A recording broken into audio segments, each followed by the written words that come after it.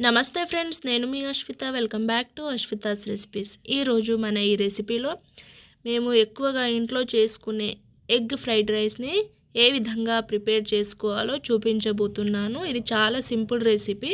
దీనికోసం ముందుగా మనము ఉడికించి రెడీగా పెట్టుకున్నటువంటి రైస్ని ఒక బౌల్లో తీసుకొని రెడీగా పక్కన పెట్టేసుకోవాలి.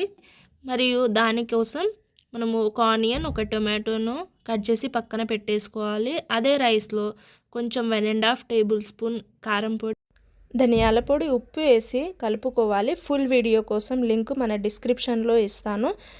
లింక్ ఓపెన్ చేసి ఫుల్ వీడియో చూసి మీరు ట్రై చేయండి ఒక్కసారి. చాలా అంటే చాలా టేస్టీగా ఉంటుంది. Thank you for watching. మరిన్ని రెసిపీస్తో మళ్ళీ కలుద్దాం.